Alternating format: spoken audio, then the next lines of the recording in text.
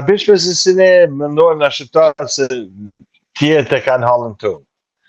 Sot bota është bo aq selfish si thonë ta për vetës nuk arrin me kuptua. Fakti që vetëm e morë fakti e thjesht Trump me Elon Musk. Elon Musk ka qenë di që ka qenë vazhdimisht ka qenë me blokun e këtyre big tech ka qenë gjithmonë suportuesit majtëve në Amerikë. Ka qenë disa arsye vetat familjare që kanë kthy ndoshta për hir të çunit vetë është kthy është boj djathtë. Kishte një rikthim të fuqishëm. Kuptohet edhe ajo ana tjetër që është njeriu më i pasur në botë, dha një kontribut, kisha më thonë, shumë të madh në fushatin e Trump, afër $300 milion. Tashi ai njihet sikur ai e ka vendosur Trumpin. Në vërtet ka dhënë kontributin e vet, por prap votuesit kanë qenë ata që kanë dhënë atë verdiktin e fundit, votën. Disa njerëz, për shembull edhe në Shqipëri edhe këtu, mendojnë se një person mundet me ndiku shumë në ndërjedhjen e ngjarjeve për një vend, sikurse në Shqipëri që mendoshin për Lacivitën. Por kush do ta fitoj përpara se të shkojë te Lacivita, sipas edhe opinionit të amerikanëve, analizëve, politikanëve, njohësve dhe të sigurisë, kush e fiton në fund betejën, më i fuqishmi i botës apo më i pasuri? Unë besoj, tash nuk e di se a ka përqenë e vërtet, unë besoj se Trump do ta fitoj, pasi Trump përveç se është edhe i pasur, ka edhe forcën. Forca e tij domosdoshmë është njeriu më i fortë në botë.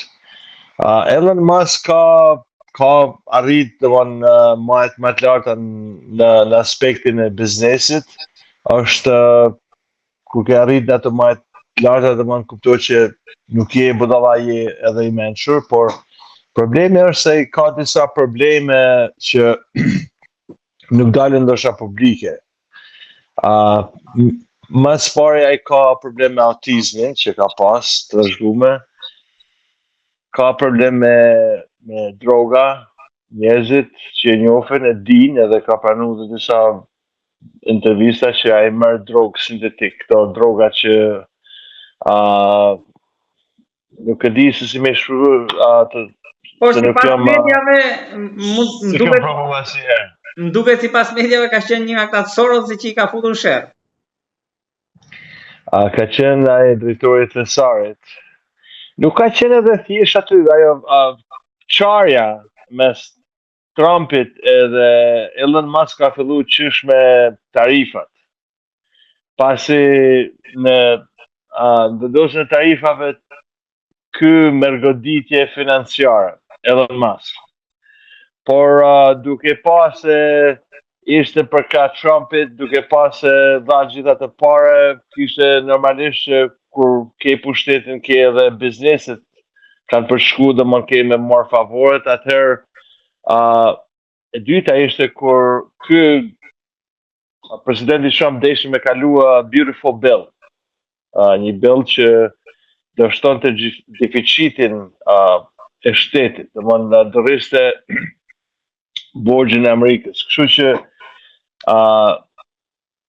Elon Musk ishte në charge, me thonë ishte i ngarkuar për me kërku ato vendet ku kishe shpenzimet pa nevojshme, ku shteti i Amerikës kishte harxuar miliona dollarë për vende të ndryshme, sikur USAID, brenda përmenda këtu, edhe jashtë Amerikës. Kjo ishte detyra Elon Musk, edhe ai doli hapun derisa arriti në fushat elektorale me marrë edhe atë makinën që presin drut.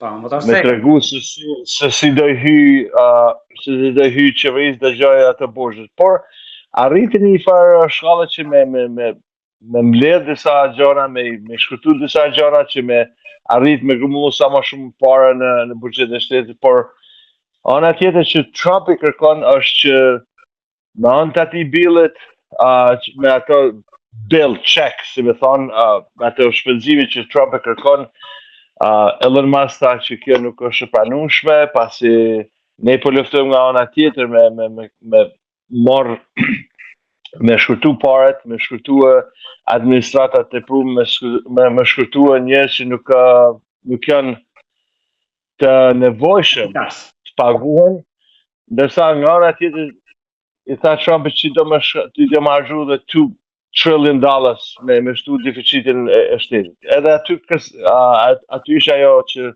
këta dy përplasin. Që edhe fundi ishte momenti kur